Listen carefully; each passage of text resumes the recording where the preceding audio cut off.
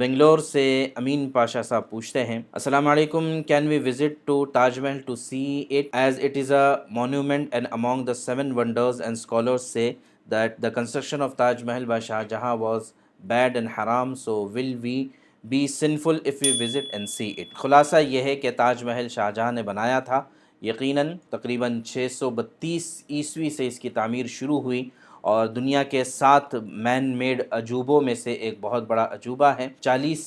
ایکڑ سے زیادہ کے کیمپس میں یہ پورا بنا ہوا ہے۔ حقیقت میں یہ ایک مقبرہ ہے، لیکن ظاہر ہے کہ یہ اس وقت بہت ہی بہترین اپنی فن تعمیر کا ایک بہت بہترین نذرانہ منظر یہ پیش کرتا ہے۔ تو لہٰذا ان کا سوال یہ ہے کہ کیا ہم جا کر شاہ جہاں کی بنائی ہوئی اس عمارت کو دیکھ سکتے ہیں، اس کی زیارت کر سکتے ہیں یا نہیں کر سکتے؟ اس کا جواب یہ ہے کہ یقیناً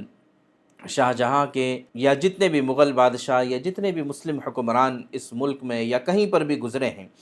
دیکھیں ہمارے لیے جو معیار ہے وہ قرآن اور حدیث ہے، اللہ کے نبی صلی اللہ علیہ وسلم کی ذات اور آپ کی سیرت ہے، یہ ہمارے لیے معیار ہے۔ باقی جتنے بھی بادشاہ آئے ہیں ان میں کچھ اچھائیاں بھی رہی ہے، کچھ برائیاں بھی رہی ہے، تو لہٰذا ہم کسی کو یہ نہیں کہہ سکتے کہ ہاں پوری طرح سے اس کو فالو کریں یا پوری طرح سے اس کو ریجیکٹ کریں۔ شاہ جہاں نے اچھے کام بھی ضرور کیے ہوں گے، لیکن اس کے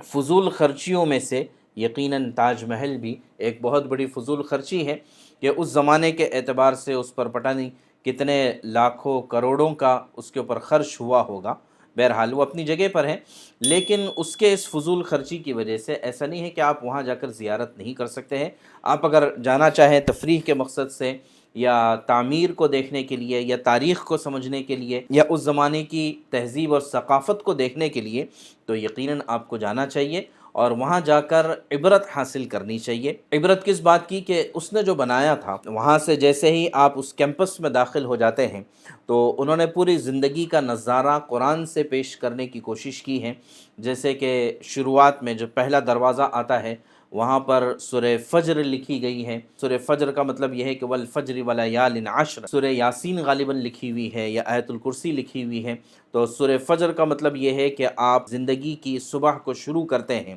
اور پھر اس کے بعد غالباً جہاں تک مجھے یاد ہے وہاں پر لکھا ہوا ہے سورہ علم نشرح، جس کے اندر زندگی کے اتار چڑھاؤ سے متعلق باتیں آئی ہیں، اور پھر اس کے بعد موت سے متعلق چیزیں ہیں، اور پھر آگے جانے کے بعد جو اصل مقبرہ آتا ہے تو اس مقبرے میں اصل مقبرہ تو نیچے ہے، اس کے مقبرہ نما بنایا گیا ہے، اپنی بیوی کے نام پر، ممتاز کے نام پر اس نے بنایا تھا، پھر بعد میں اس کی قبر بھی، شاہ جہاں کی قبر بھی وہیں پر ہے، تو وہ اس نے بنایا تھا۔ تو اس نے آخرت کو یاد کرنے کا ایک بہت بڑا ذریعہ اس کو بنایا۔ اس کی دلیل یہ ہے کہ وہ جو اصل جہاں پر قبریں ہیں، قبر کے آس پاس میں بہت سارے کمرے ہیں، اور اس کے بارے میں وہاں کے تاریخ جاننے والے یہ بتاتے ہیں کہ چونکہ وہ عورت کی قبر تھی تو لہٰذا عورت کی قبر کے پاس کوئی نامحرم نہ پہنچے، تو اس لیے ان کمروں میں اس زمانے کی حافظائیں جو ہوتی تھی، حافظات یعنی قرآن پاک کے یاد کرنے والی جو مستورات ہوتی تھیں ان کو بٹھایا جاتا تھا، ان کی باریاں لگتی تھیں، اور صبح و شام 24 گھنٹے بتایا جاتا ہے کہ دن اور رات قرآن پاک کی ان کمروں میں تلاوت ہوتی تھی۔ اور اس کا میکانزم ایسا ہے کہ جو اس کمرے میں تلاوت ہوگی وہ درمیان کا جو مقبرہ ہے، مقبرے والا ہال ہے، اس میں وہ سنائی دے گی، اسی وجہ سے وہ گنبد ہے کہ گنبد کی وجہ سے آواز ایکو ہوتی ہے۔ تو بہرحال تو وہاں پر یہ تھا کہ حافظائیں بیٹھتی تھیں اور وہ قرآن پاک کی تلاوت کیا کرتی تھی، صبح و شام ایسا ہوتا تھا۔ اب کب تک یہ سلسلہ چلا اور کب ختم ہوا اس کا اندازہ تو نہیں ہے، لیکن بہرحال وہ جو بنایا گیا تھا وہ اس مقصد سے بنایا گیا تھا۔ اس کا مقصد تفریح نہیں تھا، اس کا مقصد ایک یادگار اور آخرت کو یاد کرنا بھی بنانے والوں کے مقاصد میں سے ایک مقصد تھا، لیکن بہرحال وہ اسراف تھا، فضول خرچی تھی۔ لیکن اس فضول خرچی کے باوجود اگر آپ وہاں جاتے ہیں تو اس میں آپ پر کوئی گناہ نہیں ہے، اس کا جواب شاہ جہاں کو دینا پڑے گا۔